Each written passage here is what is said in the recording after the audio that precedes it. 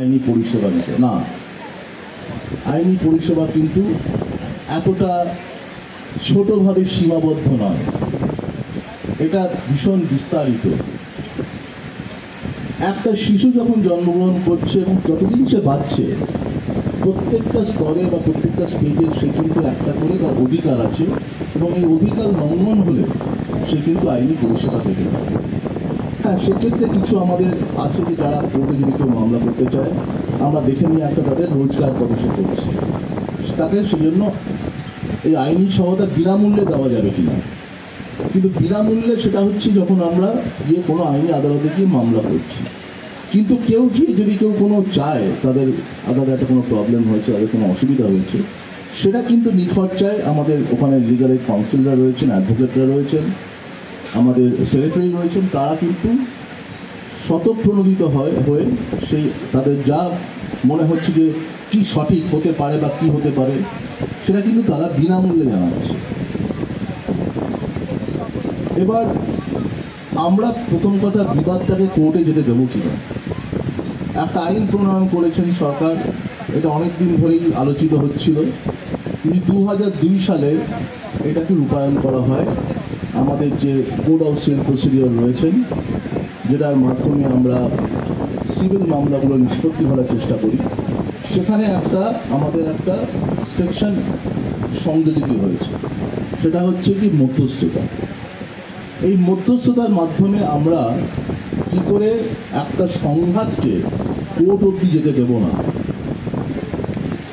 কিন্তু এই জিনিসটা কিন্তু হ্যাঁ এখন হচ্ছে, অবশ্য আমি দেখছি প্রতিটা ডিস্ট্রিক্টে এখন সংখ্যা বেড়েছে, জজেরাও রেফার করছে ডিসপিউট যেটা রয়েছে মধ্যস্থতার মাধ্যমে মিটিয়ে দেওয়ার জন্য। কিন্তু আমার বক্তব্যটা হচ্ছে আরও মৌলিক, আমরা কেন কোর্ট হয়ে অবধি মামলা যেতে দেব, এবং কি ধরনের মামলা যাচ্ছে। বেশিরভাগ যারা হয়তো এখানে রয়েছেন, জমির বিবাদ বা পারিবারিক সমস্যা,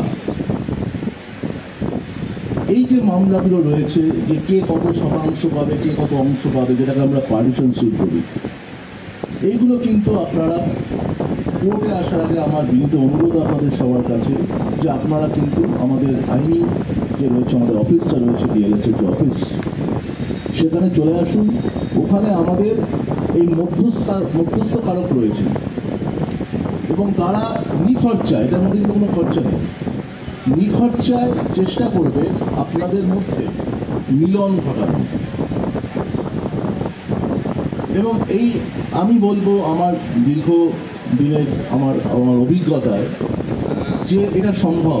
আমি নিজে দেখেছি, আমি নিজে একটা মামলায় প্রায় সেখানে প্রচুর সম্পত্তি ইনভলভ ছিল, আমার একটু সময় লেগেছিল, কিন্তু দুই ভাইয়ের সম্পত্তি এবং অনেকগুলো হয়েছে এরকম কতগুলো মামলা যেখানে নিষ্পত্তি হয়ে গেছে। এই কারণটা কি জানেন? নিষ্পত্তির কারণটা হচ্ছে যখন আপনারা একটা সংঘাতের পথ নেন, তখন কি হয়, তখন সেই মনে পড়ে যে তখন আপনারা একটা অনমনীয় ভাব নিয়ে এগোন, বিনা যুদ্ধে নাই দেব সুচাগ্র মেঘে।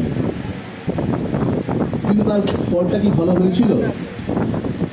আমরা কি দেখেছি কুরুক্ষেত্র।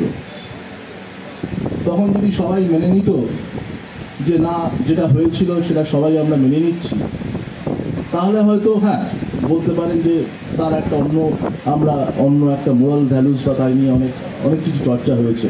কিন্তু আমি এটা বলার চেষ্টা করছি, সংঘাত। আবার দেখুন ইতিহাসের পর্যালোচনায় গেলে ফার্স্ট ওয়ার্ল্ড ওয়ারে যেভাবে বিসমার্কের